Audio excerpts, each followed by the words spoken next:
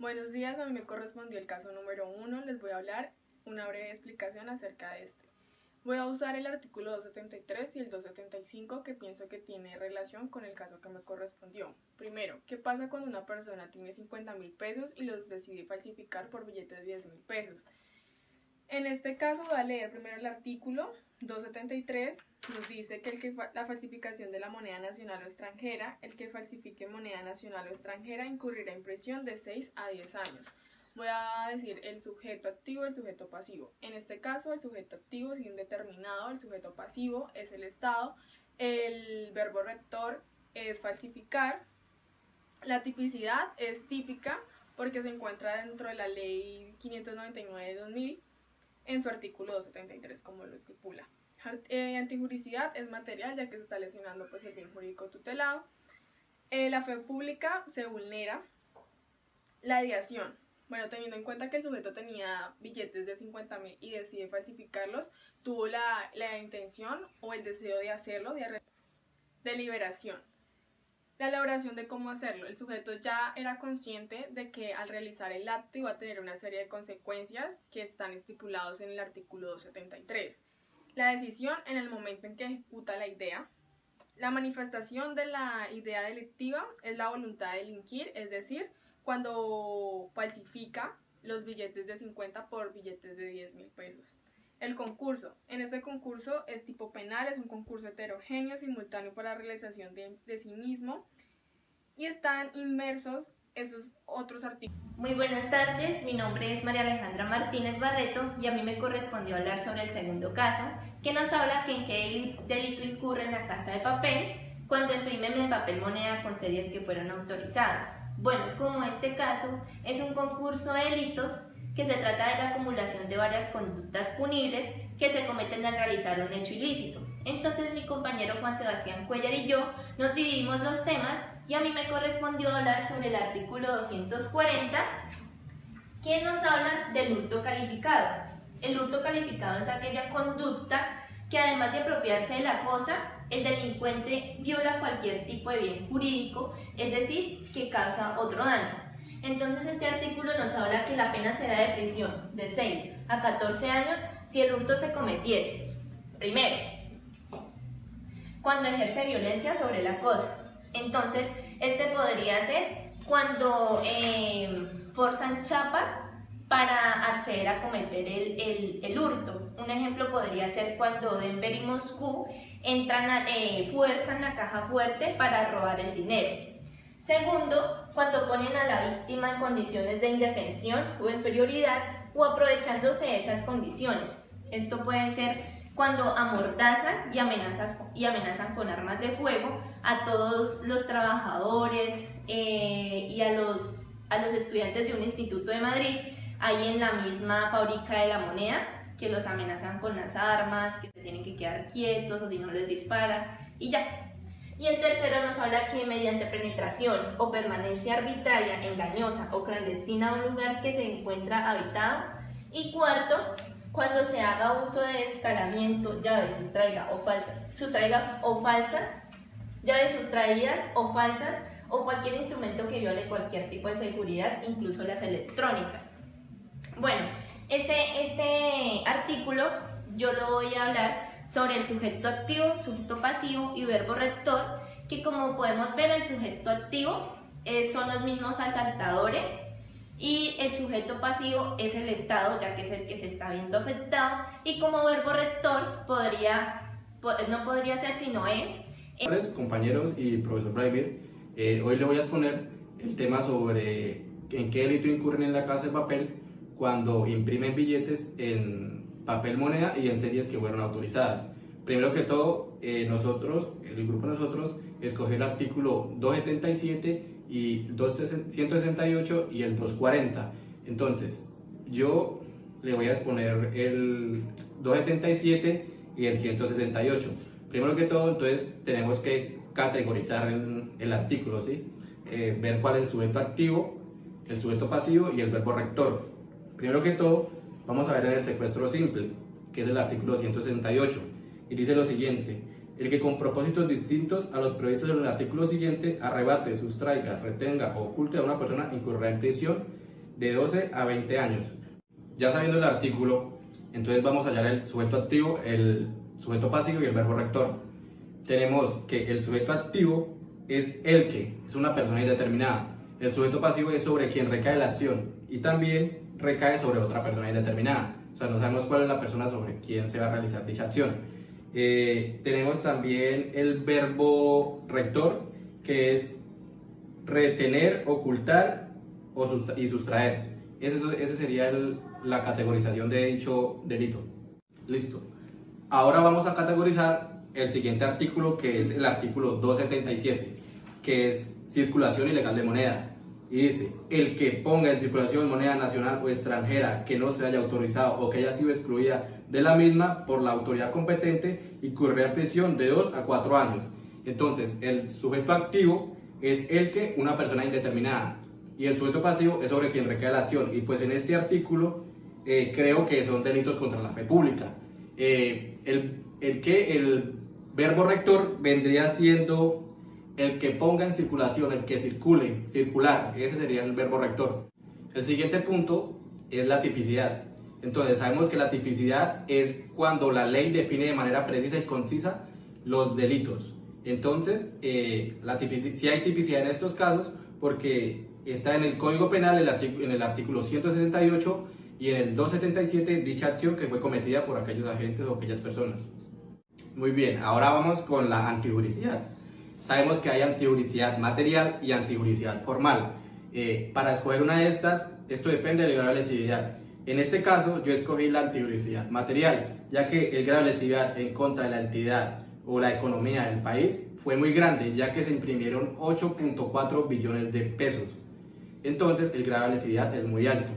Vamos al siguiente punto, que es el bien jurídico tutelado. Para encontrar el bien jurídico tutelado, tenemos que irnos al título donde está el artículo. Entonces, para el artículo 277, el bien jurídico tutelado es los delitos contra la fe pública.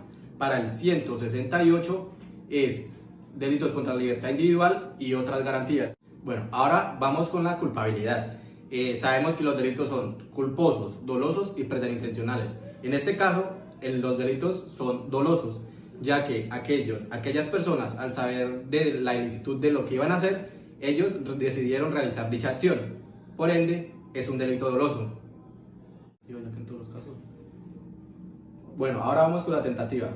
En este caso no cabría la tentativa, ya que en todos los actos hubo una consumación de la acción. Entonces, no existiría la tentativa en estos dos artículos. Ahora vamos con el concurso. En este caso es un concurso real, ya que la gente, buscando un determinado resultado, ejecuta diversas acciones, cada una de distinto tipo penal. Para el juicio penal, para efectos de simplicidad procesal, se unifican todos los delitos y aquí crean el concurso real o material. Ahora vamos con los autores y los partícipes. En este caso, habría una coautoría, ya que todos lo hacen de manera conjunta, un acuerdo mutuo y una división de tareas. Ahora vamos a la argumentación del caso.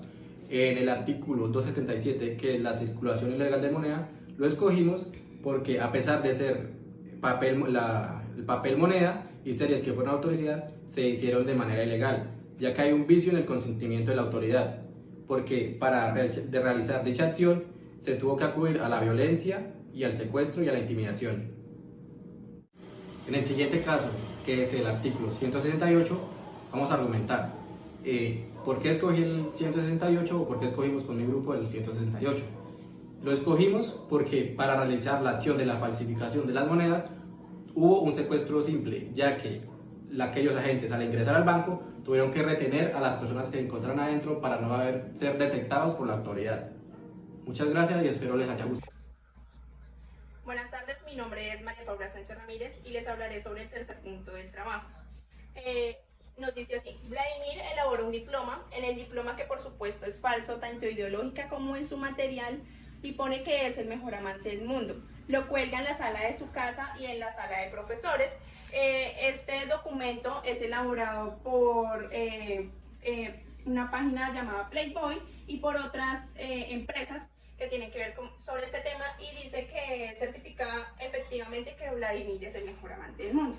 según nuestro grupo, damos a entender que es el artículo 289, el delito es falsedad en documento privado. Entonces dice, el que falsifique documento privado que pueda servir de prueba, incurrirá si lo usa en prisión de 16 a 108 meses.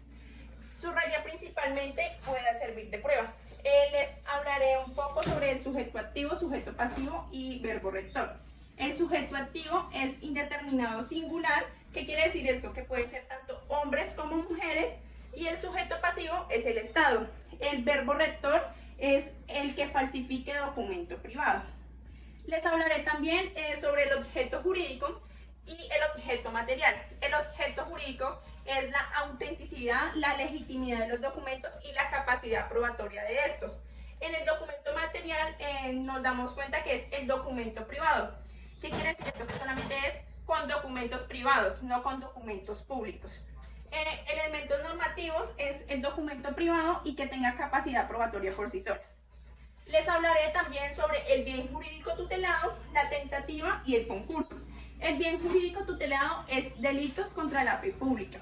La tentativa, nuestro grupo no encontró ningún tipo de tentativa, ya que pues el delito se consumió. Y el concurso no constituye ningún tipo de concurso, por lo que les explicaré a continuación. La tipicidad, pues vamos a hablar un poco más a fondo este tema, ya que nosotros consideramos que es una conducta atípica. ¿Qué quiere decir esto? Que ya no tienen capacidad probatoria por sí sola para que se considere una conducta típica. Y pues toda conducta típica es antijurídica, por ende no explicaremos la antijuricidad ni la culpabilidad, porque no entraría en estos temas si la conducta es atípica. A continuación les explicaré para tener en cuenta qué es un documento público y qué es un documento privado. El documento lo tenemos tipificado en el artículo 294, el cual nos dice, para los efectos de la ley penal, es documento toda expresión de persona conocida o conocible, recogida por escrito o por cualquier medio mecánico, técnicamente impreso, que soporte material que exprese o incorpore datos, hechos que tengan capacidad probatoria. Cabe aclarar que yo subrayé que tengan capacidad probatoria, porque vamos a abarcar principalmente este tema. Y les explicaré qué es un documento público y qué es un documento privado.